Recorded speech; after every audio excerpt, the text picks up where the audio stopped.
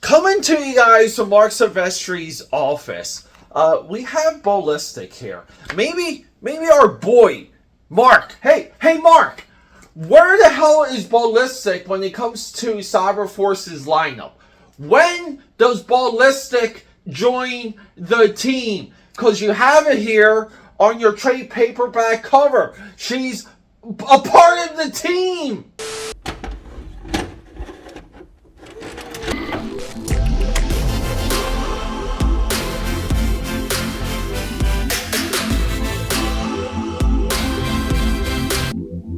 AKA Patters, let me scoot over just a little bit because I'm hoping for this week's Top Cal Tuesday. I'm not even going to introduce myself, but Peter A DeLuca here. Blasting at my head should be Ballistic. Ballistic was featured in a lot of the initial team shots of Cyberforce. Now, I want to get into some of the reasoning for this, what I think is happening, and the whys and the effects of Cyberforce. Because as a fan, and you gotta remember, as a little teenager, like right there, like head bopping right there, right? As a little teenager, you expect these things, you hope for them. Imagine Wolverine appearing on the cover of Giant Size X-Men, and also in context. Ballistic, Stryker, and Ripclaw were popular enough to compete with Wolverine at the time of Wolverine in Giant Size X-Men.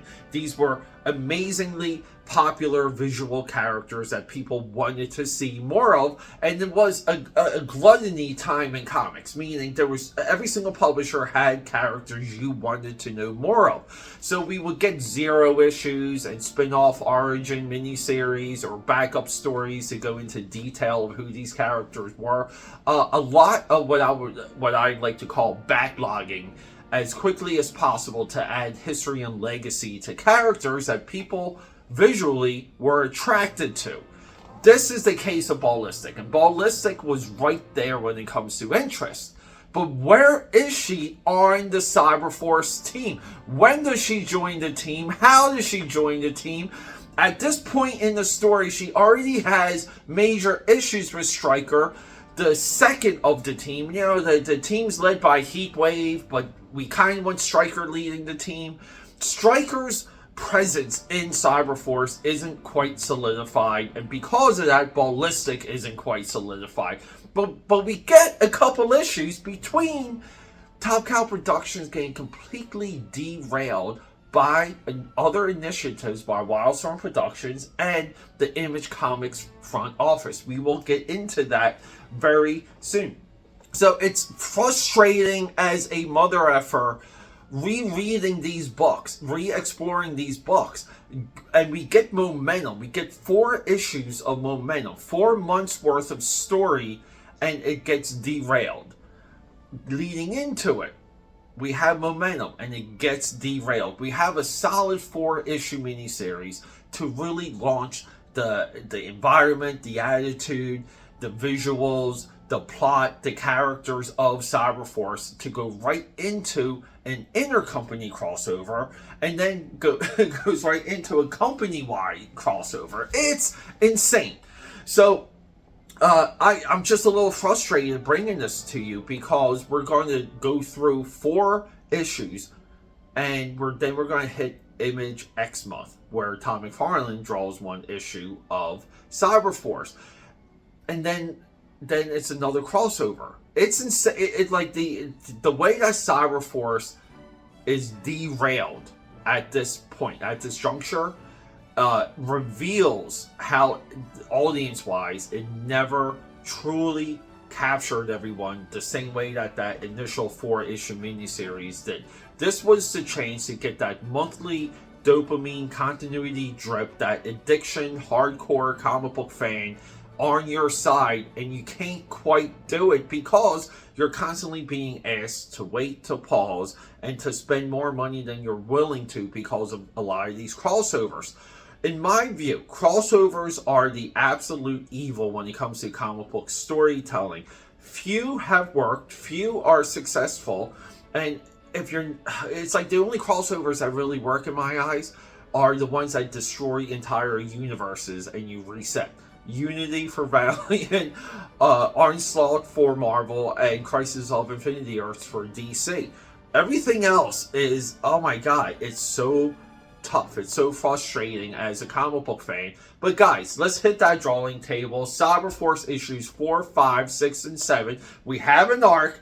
We have a disappearing Timmy, by the way. Timmy just goes missing in this whole issue. He shows up at the end.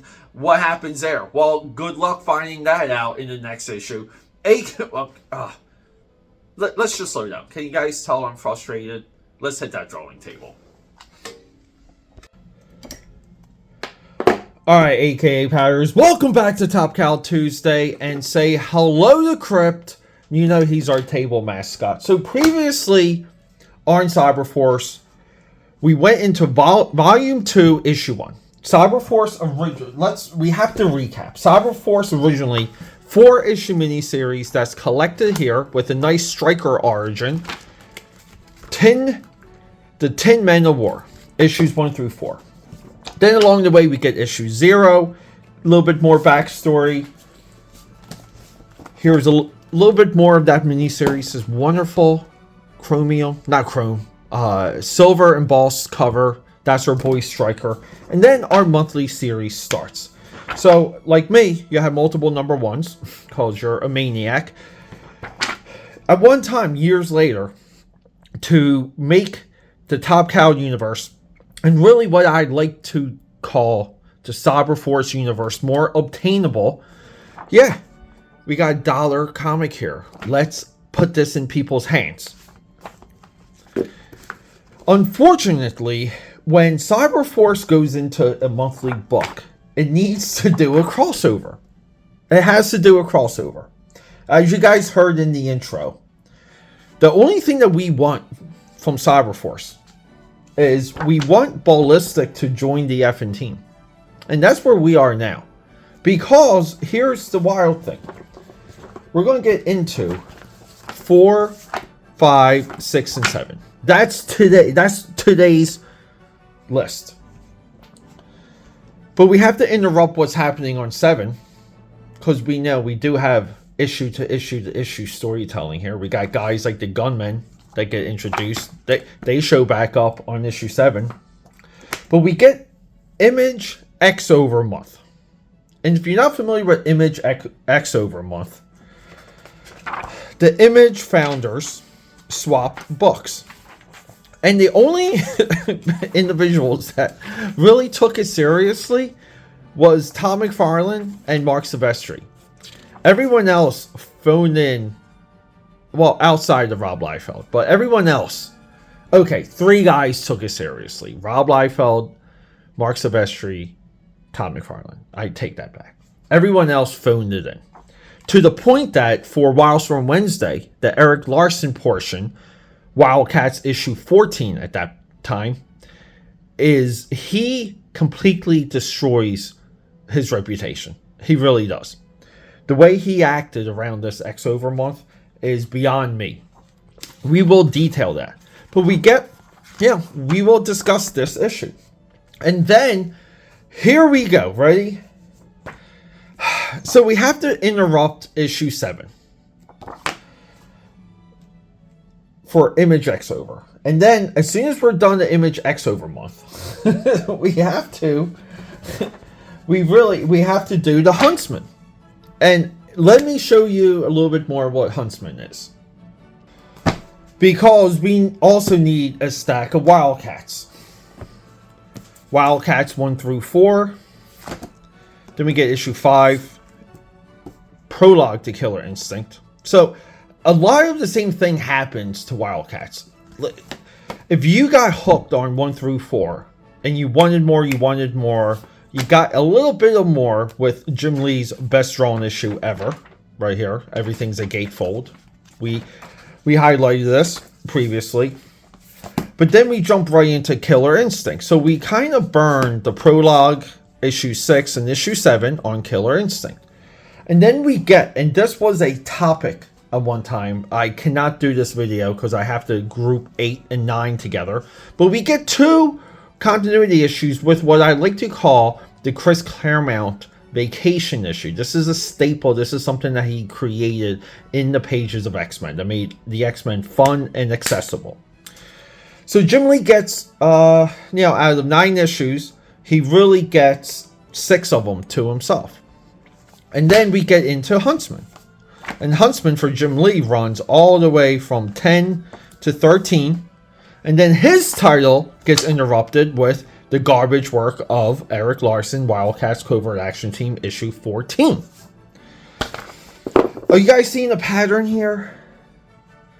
The ambition, the publishing initiative of early Image. It's hard to fathom. Because every single month they truly had something new, different, and exciting. What they didn't get, and we might say the 2 premier houses, Homage Studios, Top Cow Productions, Wildstorm Productions.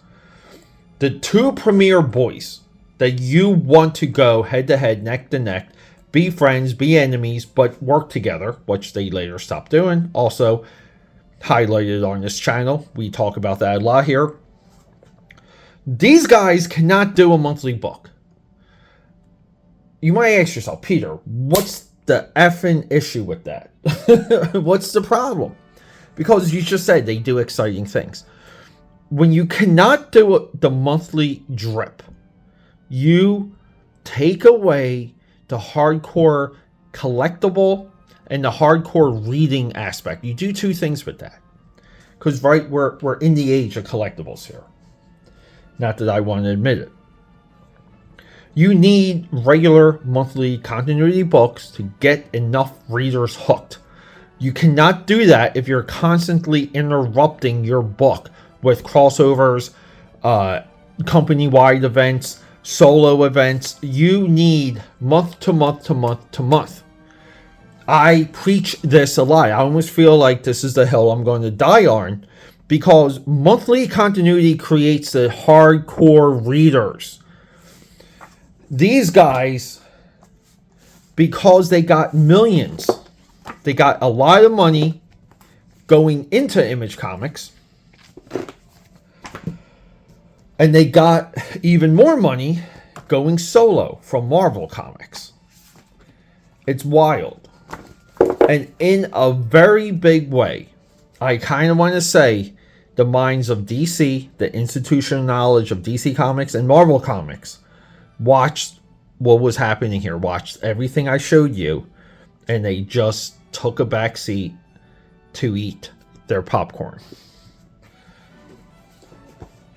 Guys, we go deep. We're committed to this cause. So upcoming, I just want to preview this. We will be doing, maybe 2 to 3 weeks from now, we'll be doing the Wildstorm Huntsman, and then we'll also be doing Top Cow Productions Huntsman. And you might ask yourself, who the hell is Huntsman? Huntsman's created by Chris Claremont. Chris Claremont, at one time, was a founder of Image Comics. Jim Lee kicks Chris Claremont out of the X-Men. And Chris Claremont has never had comic book heights such as that. We spoke about that previously on this channel. We will get into why. Why are we using this character all of a sudden? We're supposed to be enemies. But when it comes to millions of dollars, everyone becomes friends. Cyberforce. 4, 5, 6, and 7. Straight continuity. Couple callbacks. That intro, you guys saw the trading card that I kept up on screen. The reason why we kept that trading card up is because there's a pain coming. There's a regret coming. The only thing we want this girl to join the team. We already know at this point that Ballistic and Stryker have a history. Just join the effing team. We have the Huntsman. The Huntsmen are tracking down drug dealers. There's a new drug on the market. It is called black crack. Everything here revolves around black crack. We're going to go to South America and do some damage. We have here Do I have to show it off in a particular way? We have what might be Marc Silvestri's biggest design mishap, and I give Marc Silvestri so much design credit. I feel like of all of early Image, Todd McFarlane and Marc Silvestri had the design chops. Eric Larson went down the lazy thread of retro, vintage looking superheroes. I get it, Savage Dragon's unique looking, but everything else, well, we give him Super Patriot. Rob Liefeld, very unique, but not designed, if that makes any sense. We give him credit for Chapel. He gives us the gunmen here, and the gunmen look just like Ripclaw. They look at the hairline. This is a mistake. I don't know. You kind of want to say when it comes to the cover of issue 5, like you have to catch this, because this looks like Ripclaw with a mask. If you didn't know any better, like what if, like the comic shop guy accidentally racked Cyberforce 5, and this is what you saw, and you would pick it up thinking that's Ripclaw. You would just be like, oh wait a minute, is he fighting clones? Is he fighting himself? What's the story here? Guys, fantastic cover. The blue, the contrary yellow, it pops. Lighting in the background. This is what we want. This is our Hot Topic t-shirt. This is our Spencer's in the porn section available poster here. This is what we want. For some reason, I don't know why, I love that the other characters are listed on the cover. I don't know why. And here's the crazy thing. Impact, Ripclaw, Striker, Velocity, Psyblade, and Ballistic were catching on at the time. The only one not catching on was Heatwave. He's our leader. But then again, like Cyclops, like who people fake love Cyclops, by the way. No one goes for the leader ever.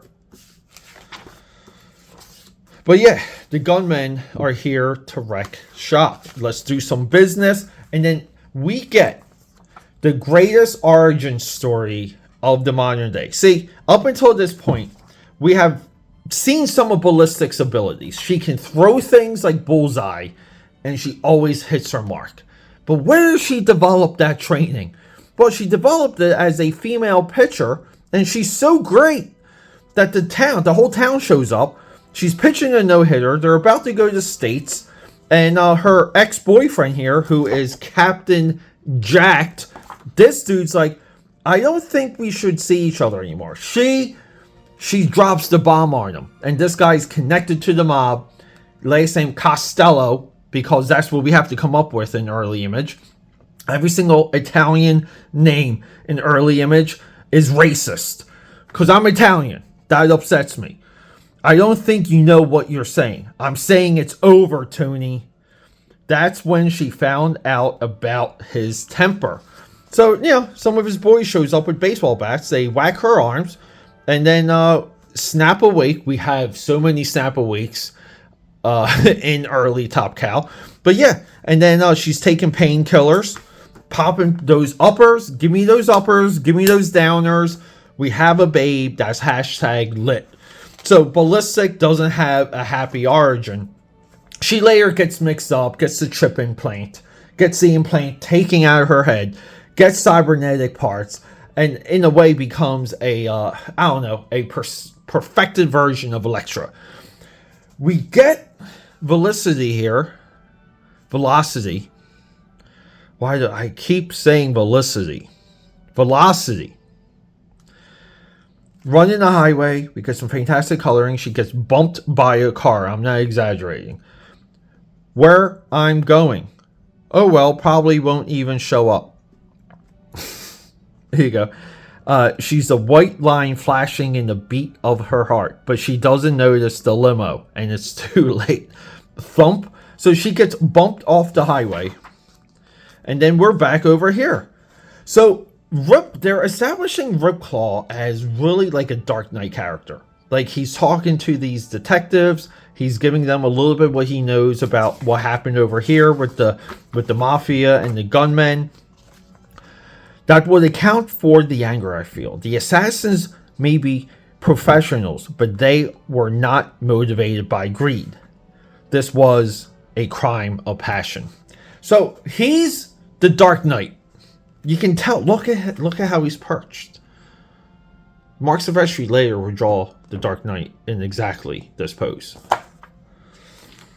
Guys, we do one cool thing that I absolutely love about the Top Cow coloring.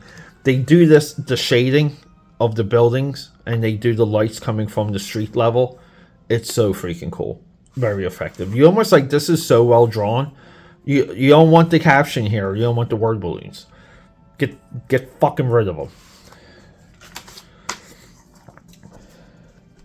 Velocity catches up. For some reason, throughout these 4 issues, we have timestamps. And it's frustrating. But yeah, she catches up. She sees some, she's like, look, a cyber data TAC-10 machine pistol. That's a serious gun. Got to be something big going down. And she sneaks in and she sees Kilowatt here. No, that's Kilowatt. Psychotron. Amazing design upgrade too. See, Marc Silvestri does these things. Like, I don't know what those are. They're just hotness. And look at those legs. Marc Silvestri is winning the battle against Jim Lee. Now, it's going to take him a couple of issues to get there. Will we get there by the time we get to Image X Overmonth? I kind of think we do. Marc Silvestri will surpass Jim Lee right here, guys. You'll see it. And then if you don't see it, I need some coffee. Guys, I gotta slow down.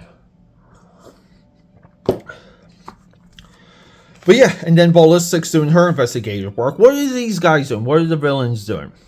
That will not be necessary. We both know what would happen if you should ever attempt to deceive us. They're talking money. They're talking drug deals.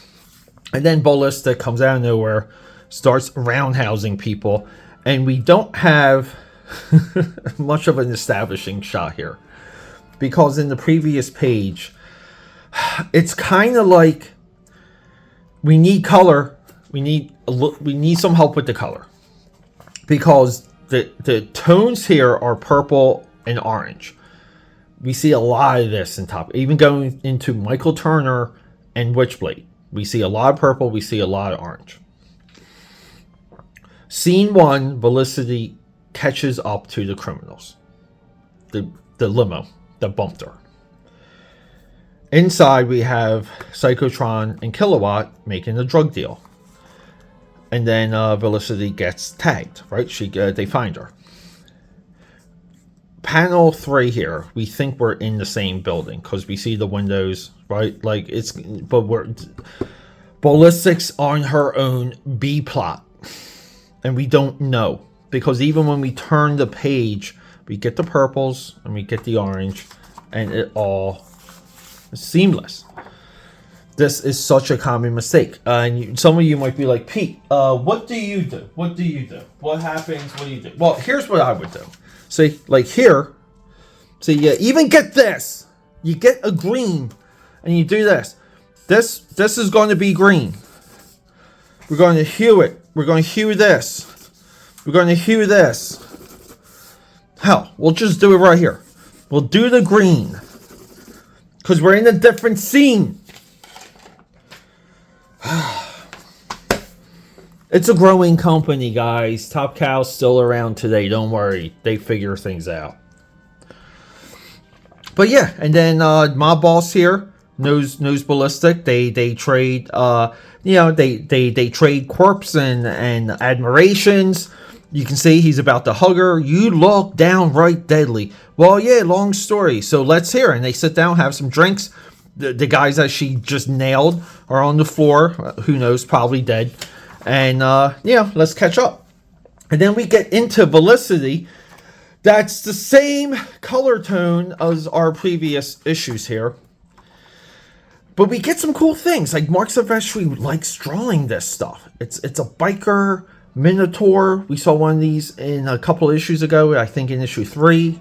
Miniseries issue 3, by the way. Because we all know regular monthly issue 3 is the Killer Instinct crossover. And we get, we get sexual innuendo, sexual suggestion. Everybody wants to bang Ballistic. She's on a boat later, and the guy wants to bang her. But, we see this guy's like, I can introduce you to my other friend here. And it's like a tongue. It's so suggestive. And then we get our money shot. So, people, I believe this is a poster that they offered. But I want to say they clipped everyone out, and it just became a Rip Claw poster. Someone on this channel, someone you guys might know. You might know that guy. But someone may have that poster, and we might be profiling it on this very YouTube channel. But yeah, so this is... There's a reason why this is out. Because when I was reading this, and I believe originally I never had this issue. I know I had 5. I know I had 6. I never wanted to read 7 because I hated that cover. But I had this open for a while. So much so that the insert came out. And why? Well, here's the thing, my AKA batters. This is absolute perfection here. This is the definition of give me something cool. Artist, a-hole, grab your pencil and give me something cool so I don't murder you. So he does. Let's just say the artist comes up with this. And we know that it's, we know who's in the room. Because maybe, we saw the previous page. And, we set up some cool secondary shots here. Sideblade in action. Kilowatt in action. Impact doing his work in action. And we just get these great poses. We have Heatwave, right? Coming at, because Heatwave, right? He charges up and swoops in and grabs Ballistic off the chair in a split second before Impact comes in, smashes the chair, and disables the other. Well, it looks like he's got Kilowatt here, but we have soldiers. So he does his work. And this is the greatness. The captions here, they explain somewhat of the hectic randomness of this image. Right? Because it just happens. Right? We think we're getting into Clive Barker Hellraiser territory here. But when we turn the page, we bust a nut. And we get these wonderful captions. Launching full scale into a hostage situation, especially one involving multiple suspects. All heavily armed require split-second timing. Something Heatwave learned years ago as a member of SEAL Team 6. Today he leads a different team, an elite corps of cybernetically enhanced mutants called Cyberforce. They may not be as disciplined, they're a little flamboyant, but they're no less committed to getting the job done. Split second timing, I love that, because we see it here. We see the timing in the next 2 panels. But yeah, they fight, they kick ass. Sylvestri is getting better and better with the come actionness. Jim Lee, could you imagine being Jim Lee, trying to do all your crap, and then you kind of just have Marc Silvestri a couple doors down from you at Homage Studios, inching to become better. So much so that even now, Marc Silvestri destroys Jim Lee. But see, the come actionness. It's fucking there. Give us some decapitations, please, early Top Cow Productions. Rip Claw gives us 2. We get a little Minotaur now. We get mass, right? It's big size. The come actionness here, the foreshortening, the burn Hogarth-ness doesn't quite sell here. But we get a great pose by Impact. He punches the Minotaur, potentially I don't know, child molester, because Ballistics still like a kid. Creeper here, but he gets punched out of the room, out of the building. This also looks like the building from the Nicolas Cage Face Off movie. Yeah.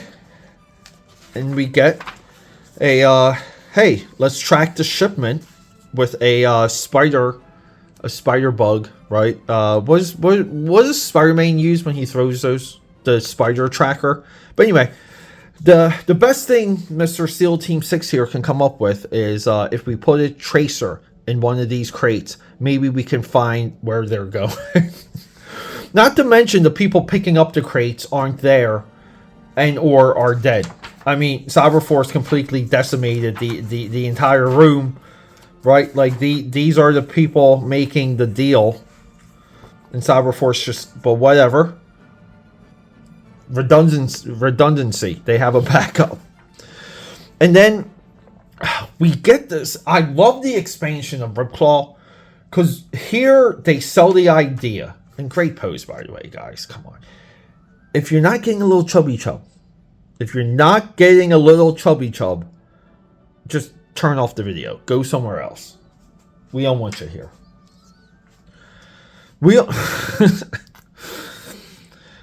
Ripclaw is summoning the spirits through this ancient blade, because the people like from the gunmen that we saw earlier, they're like kind of like mystical. They're South American. They're connected to the same spiritual realm that Ripclaw gets his hocus pocus from. And we don't call it hocus pocus here, people. We call that a way of life. And then we go back to the bar.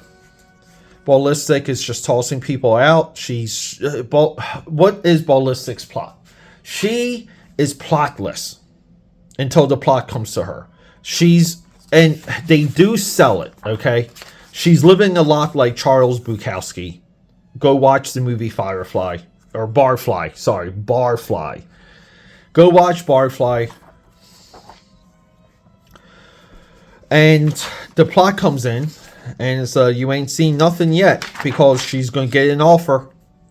And the offer is going to be, you have to track down Stryker. So she's going to be head to head with Stryker soon, yet again. And Ripclaw here is just, doing some of his meditation hocus pocus. He's getting psychic impressions from the murder weapon, but it's really more of a spiritual thing. So, issue. I mean, you kind of want to say, like, in the world of the Top Cow, like, let's just say the Top Cow office, okay? You see this issue, and, like, you assume that they have it, like, pinned up on the wall, because these are probably $3,000 a page, really, like, realistically. Like, the production value of the pages are about $3,000. So it's not just during this time. Making a comic isn't just the penciling, inking, coloring, writing, and editing. There's a production value to get the files ready to go to print. And at the time, yeah, probably $2,000 to $3,000 per page. But you look at this, you look at your like $30,000 comic, and you say, "Wow, guys, like we got something here." So yeah, everyone gets together, everyone's excited. I really like the what's above the titles here. In this issue, Ripclaw takes on the gunmen. The next issue, in this issue, the villainy of Mind Game. I believe editorially, you have to have new villains every single issue of a comic book. There should be no 2 issues with the same villain.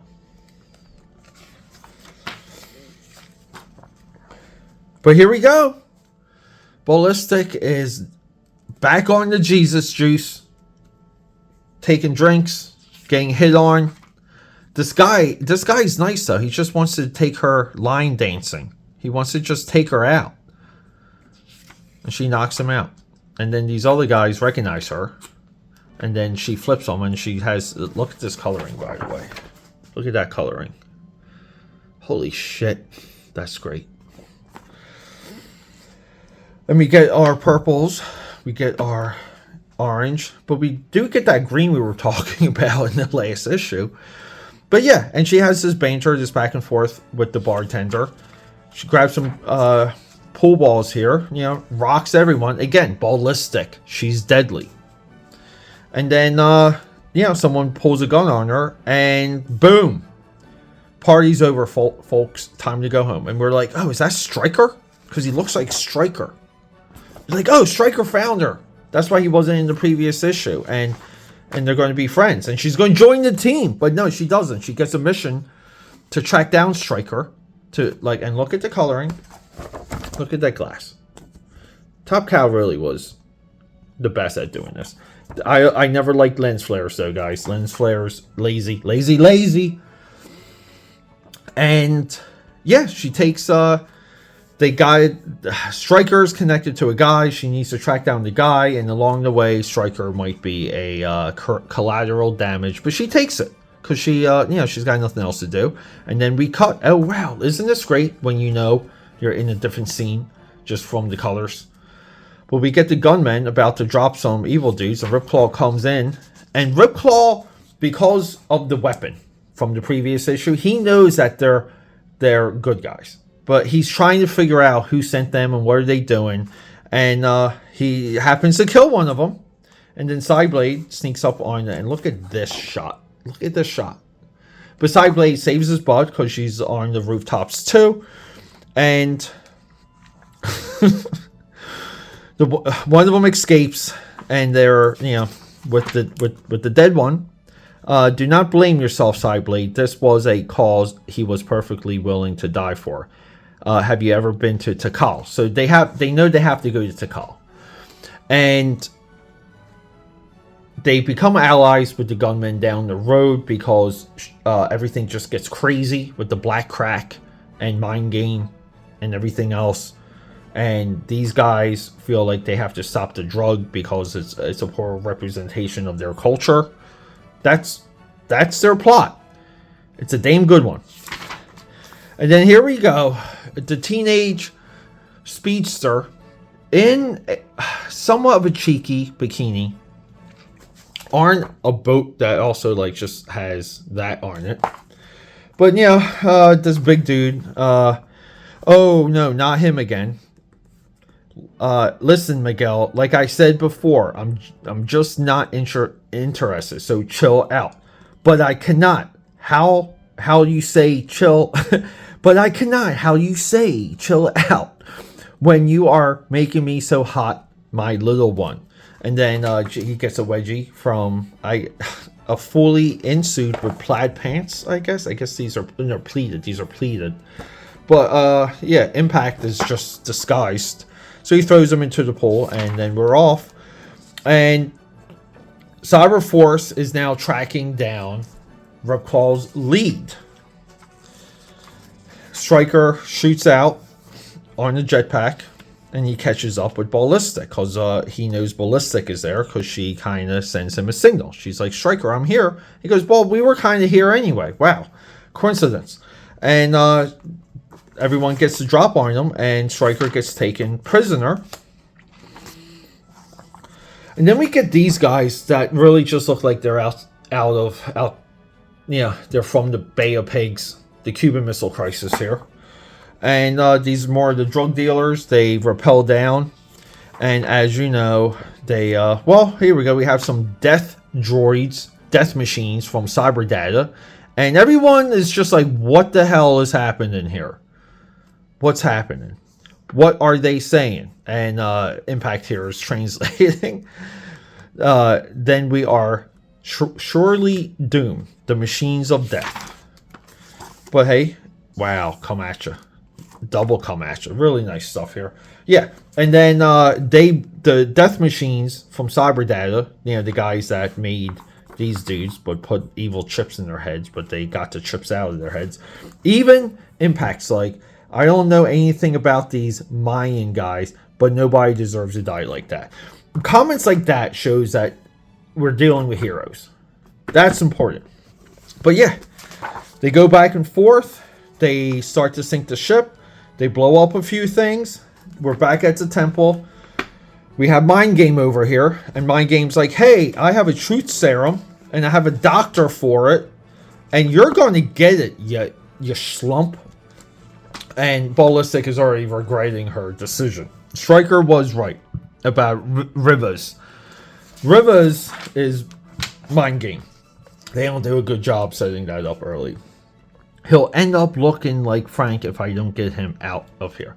So they're looking for this Frank guy, and he's just important. He's later going to die. Unimportant. Can we get to the Joe Chiodo cover? So a lot of you might say, wow, Pete, that's a striking cover. I bet you love it. Yes and no. I think this is a great cover. I think it breaks how these look.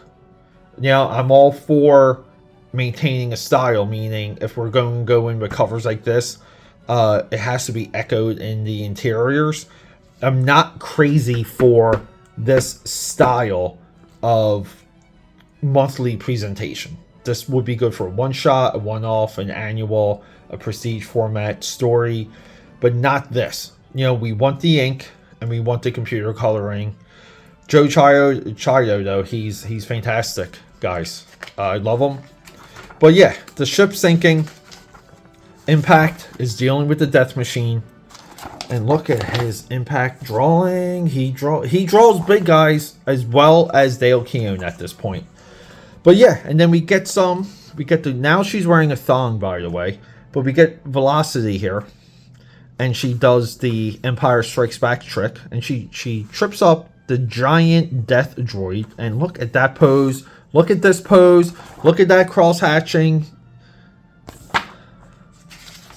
And he goes in, he plops into the ocean. See, he just falls into the ocean.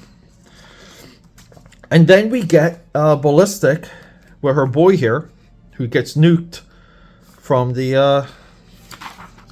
Well, does it even matter? Who nukes these? But like now, here we go. Yeah, I know. She's able to hear the inbound. So this must be the people of the Mind Game people. But she takes out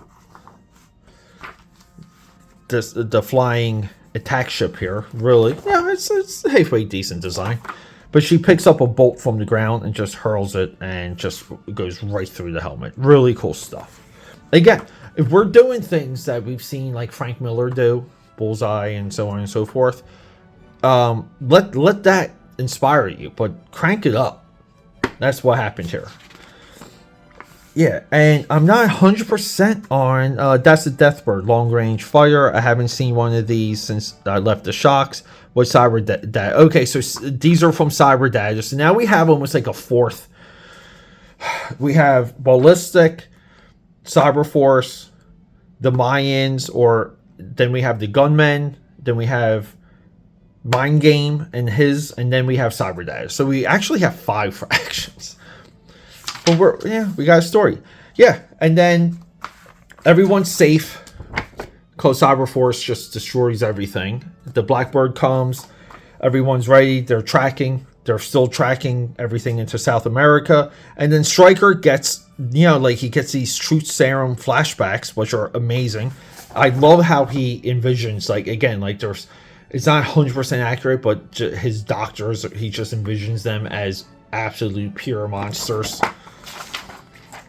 And, Ballistic's with her boy here. This is the guy she was supposed to pick up and keep safe, and he's nearly dead now. Just beat up. And he's like, hey, we gotta go do this. We gotta go meet up with these guys. And she's like, yeah. She's like, well, I just saw some muscle, lots of muscle. So she just sees Ripclaw almost like working the streets in his Dark Knight Returns Bruce Wayne panel here, by the way. And if you guys don't know, hold up here.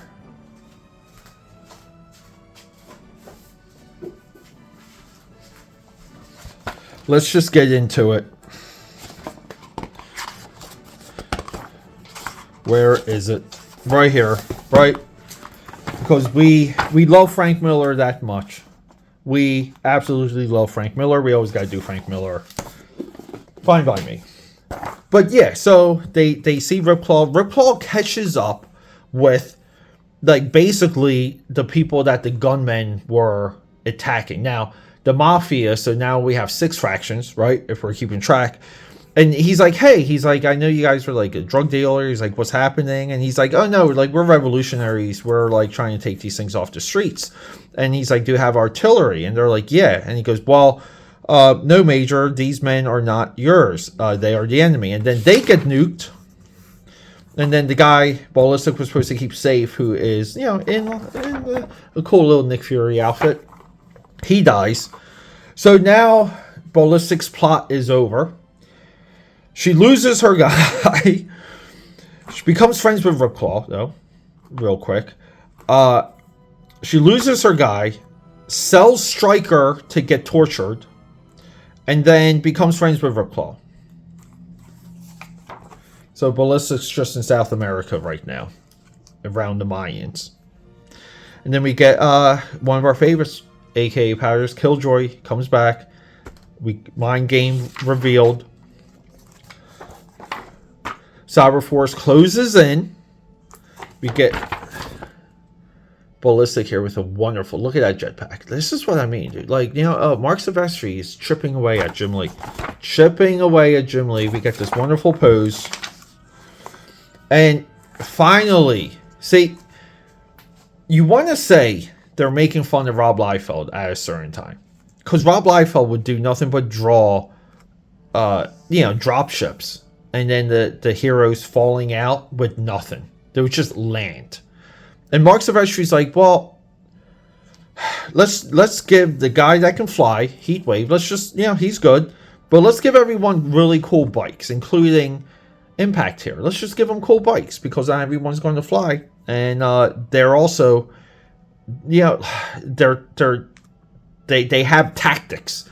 They have special weapons and tactics. They're SWAT. So let's give them like things that they can ride and do. So in the lab, Ripclaw finds his way into the lab. We get more experimentation. Ripclaw. So we have a war outside now. Outside the castle.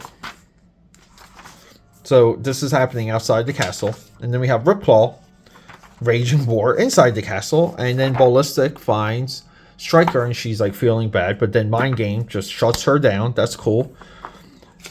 More action ensues. Ballistic here is like, oh, like you're torturing me. She's like, well, torture this. You can't control me. Because I've seen pain. This is not the end. Evening, Major. And she's saying hello to Stryker there. And then, yeah, Ripclaw and friends and Killjoy here. And guys, yes, we have Chip in A. So Timmy at this point is missing. Presumed dead. He comes back. They own up to it, by the way. But we have Chip over here, and you know, because we've seen Transformers the movie, and we like weak human characters in super cool exosuits. But the temple, the secret base, the secret like this is the inside, right? So it's like technology on the inside. It just gets nuked. So we're on to issue 7. Wonderful recap here. I'm going to spare you. For some reason, I don't know if this was intentional, but this panel is like blurred here, and it's like just one of the soldiers coming up. I don't know why. I liked it, but here we go. I know you're saying it, Pete. You are crazy. What are you talking about? Marc Silvestri lapping Jim Lee. Jim Lee's supposed to be the greatest of all time. Yeah, he's got some nice posterized images, but we're talking about the guts, the grinding, the corner-to-corner production of the comic book world. Talking about covers, interiors. How about a career? How about what you do month to month to month? We get issue 13, a Wildcats, right? The Huntsman.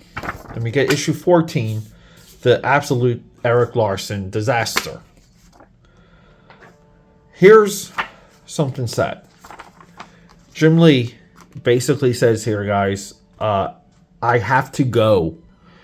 And you can catch me on Savage Dragon. That's going to be my last issue in quite some time.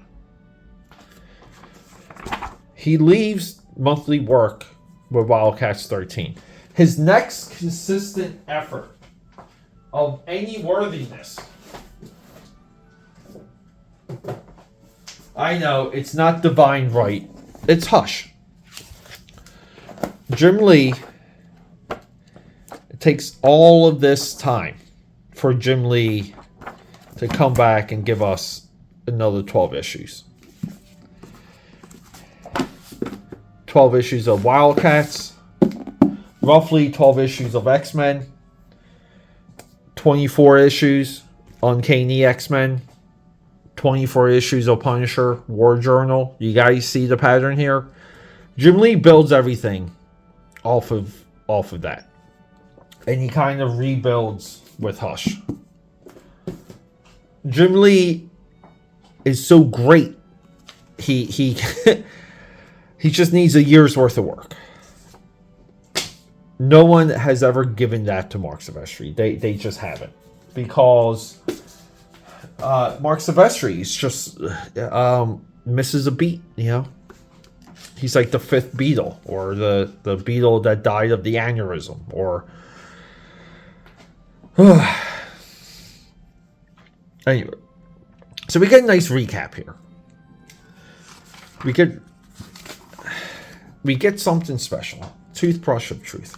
See, Marc Silvestri starts learning to break debris down in this, like, it's really hard to describe, but it's like techno shaded fiber cords, but then there's almost like a plate over, but the plate is bullet hole ridden and burnt. Like, it's layered. He develops like a layered look. And this is really what becomes a Witchblade. Like, this style here now that he's perfected. He hones in on it. And we even get the veins. Impact's veins here. Multi-layered. Impact has not been portrayed with veins on this level. We get a giant character, saving his friend, his companion, his co-warrior, Heatwave. And then, we get Warblade. So Warblade and Psyblade, Ripclaw and Warblade, Ripclaw and Psyblade. Sorry, guys. They develop a little bit of relationship because they're both kind of like spiritual characters. You heard what she said earlier about she knows what he was doing with that ancient weapon. She's bleeding, and he's saying to himself, he's like, I wouldn't even know she was bleeding unless she told me. But I need to kind of go off and help her because she's injured. And we get this wonderful pose here, some wonderful cross hatching here. And we get on the other side of the island, we have Velocity and the dude from Transformers the movie. They get sneak attack. They get ambushed. It's like, he's right, Velocity. You talk too much. Who is it? Who is it? Well, we're gonna find out. Well, it's our girl, Killjoy. An absolute. I can just look at Killjoy's design all effing day. So now Killjoy's going to pursue Velocity, and we learn how much of a true weapon Killjoy is because we get this a little bit of a flashback here. I mean, we're looking at old photos from the guy that Velocity or that Ballistic was supposed to bring in, and they're like, "Hey, is this your family? Was that guy like your father?" And that looks like Mother May I. So Ballistic is really. She's just having a rough couple issues. We learned about her flashback, her father's dead, and the absolute true villain of the Cyberforce universe, the villain of our launch series, our launch issues, right here. Where's Mother May I? Right here. That's Ballistic's mother. But her father's dead now. Some of the guys that were organizing this, they break in. Stryker does his moves, and look at this. See, this is the comic bookiness that I love. Out of Stryker's knuckle comes this like bullet, this projectile, nukes the guy in the chest. He's out, and then we get the gunman here, coming in from a few issues ago. Remember issue 5? Well, he's back, and now they're friends because they're kind of they're after the common enemy of Black Crack. They want to clear the culture, the names. They just want it done. It's dirty business. They don't want to be around it, and they know it's killing people, right? All the reasons why we fight drugs. But yeah, we get Killjoy here. She's marching everyone. You know, maybe she's gonna execute them, hostages. You don't know what she's up to. She's crazy.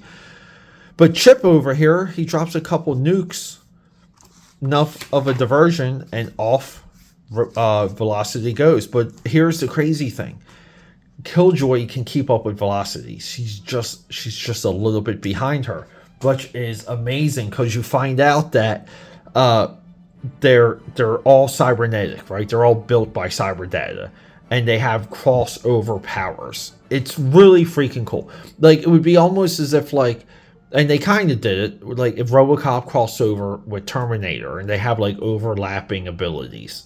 It's such a cool thing that they revealed. But then we run into Mind Game, and then when we're going back and forth with Mind Game over here, that looks like a McFarlane action figure, Ripclaw comes in and does what he does. He rips her hand off that has the weapon, and now we have to contend with Mind Game without the rest of Cyberforce. But hey, they're coming because they have these cool bikes. Continuity, guys. They should have an asterisk here. Like, if you want to see more of these bikes, check out the latest issue. But then they have Giant Death Machine. That's on the cover here. And then we have Chip. Chip comes out of nowhere, and they're like, "What happened?" And he's like, "Oh, they picked me up from the ship that exploded a few issues ago." And he's like, "They're like, cool. Can you help us fight this thing?" The Death Machine has force fields, and Ripclaw's like, "Well, I'm Wolverine, so I'm just going to get into the dude's head." Great pose, great pose. So Ripclaw's in the head. He shuts the thing down from the inside. If you guys seen Guardians of the Galaxy Volume 2, this is what Drax does. And then we get inside another fortress of Mind Game, and the gunmen here and Stryker, they're working through everything, and they nuke it, so we're good. Goodbye, Mind Game. And then we get this idea that they're like, we don't really know where Timmy came from.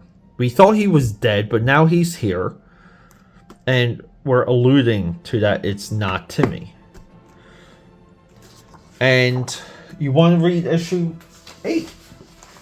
Like, because now you're like, holy crap, dude. Like, Timmy, they got to Timmy. But we can't. Because now we have to deal with Image X Overmonth. And people want to act like if you just sit down and think of cool things, everything works out. There's a psychology to comic book reading. Okay? And this is why we get pushback when it comes to crazy events and promotions and crossovers. The reason for the pushback is this.